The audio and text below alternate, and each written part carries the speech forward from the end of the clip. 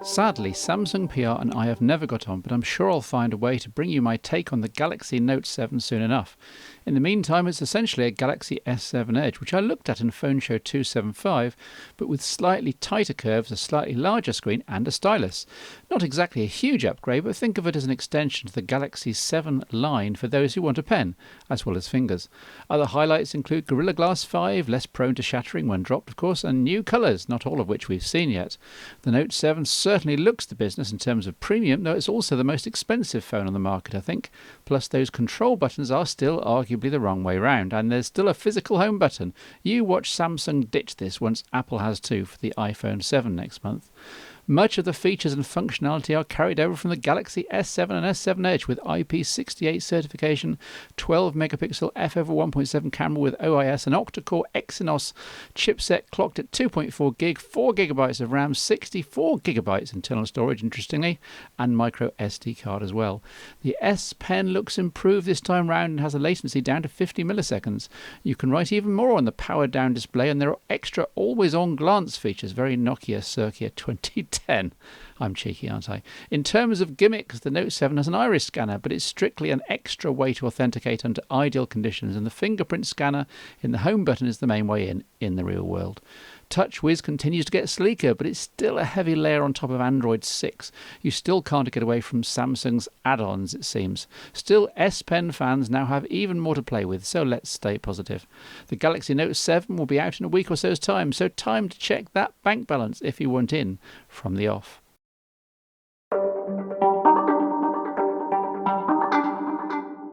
You can't fault Huawei and Honor's ambition in delivering a series of good value smartphones over the last couple of years, but the Honor 5C here strays perhaps a little too far in the budget direction. It's almost the definition of an average 2016 smartphone for the masses, with no real unique selling point other than the price. And even then I have enough niggling criticisms to put someone off purchase at around £150 here.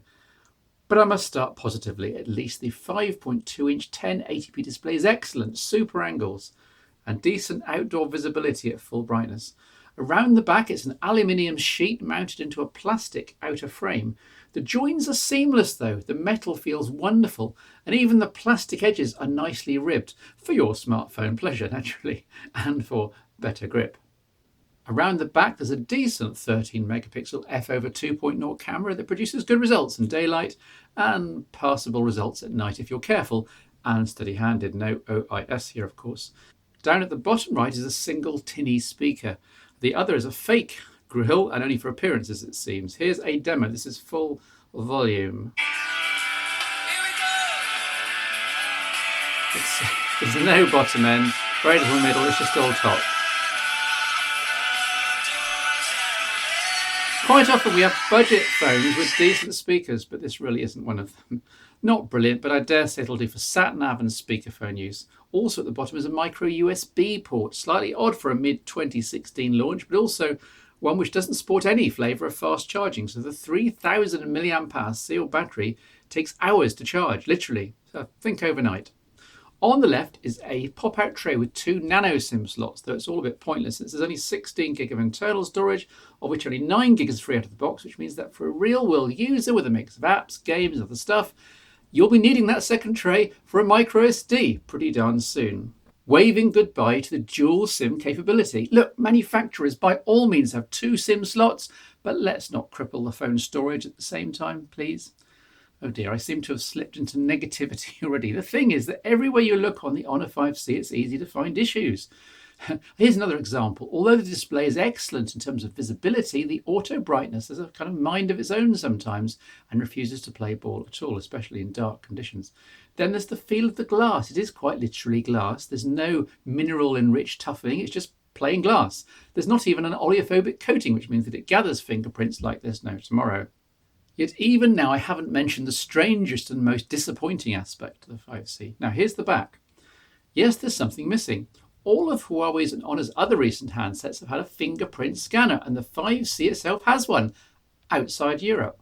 I'm in Europe, and for some godforsaken reason, Huawei decided to miss the scanner out. Were they short of components? Was the extra $5 or so for a scanner really that prohibitive? I appreciate that a price point was being hit here, but no fingerprint unlocking or gestures, no Gorilla Glass, no finger-resistant coating, a pretty rubbish speaker, no fast charging. They continue to leave a disappointing taste in the mouth.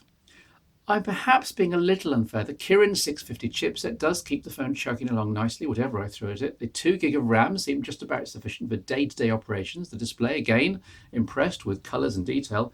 This is clearly a very capable low to mid-range device. EMUI 4.1 is used on top of Android 6, meaning that battery life is great, especially when thinking about standby times. The target market of an unambitious user, I'd suggest that maybe even 2 days on a charge might be doable. EMUI itself hasn't changed much from when I reviewed the Honor 5X last year. There's the usual everything on the home screen approach, which I don't mind at all, though some have taken against it. The old icon presentation, where every app icon was forced into a squircle, is now a thing of the past, and third-party icons look their best again. And as usual for EMUI, there are some fairly zealous power-saving functions. By default, only certain nominated by you applications stay running when the screen's off, and it's up to you to customize this list to your own requirements. While the lock screen wallpaper cycles around between 42 built-in magazine unlock photos, nudging on for every screen-on event. It's a nice touch. There's the usual Huawei Phone Manager utility to intelligently clean up your phone. For the normob target market, I can see how useful this sort of thing can be. And at least this isn't a spyware or adware version, it's built in. And that's about it for add-on software. Themes is what you'd expect, but only one is provided out of the box. One, sadly. As with its Apple iPhone namesake, the 5C is a perfectly decent smartphone, a perfectly fine pocket computer. They just lack the X factor, the premium polish, the higher specification components to help rather than hinder. Take the price into account, and are the various caveats I just mentioned significant? Well, I say yes. Given the hardware that's actually missing, I'd have guessed at a price a bit near £100, or would have welcomed all of those bits added back in, and then with a price closer to £200. But then we run into the Honor 5X, and then the Honor 7. Huawei is welcome to provide a spread of models in the Honor range, Samsung style, but the 5C's price needs to drop by £20 or so at least for the range to make sense. In the meantime, price notwithstanding, we have a super choice for buying for a kid, for example, who loves games and social media, or perhaps for an undemanding partner. Phone show regulars will want to look elsewhere for themselves, though, even as a backup device.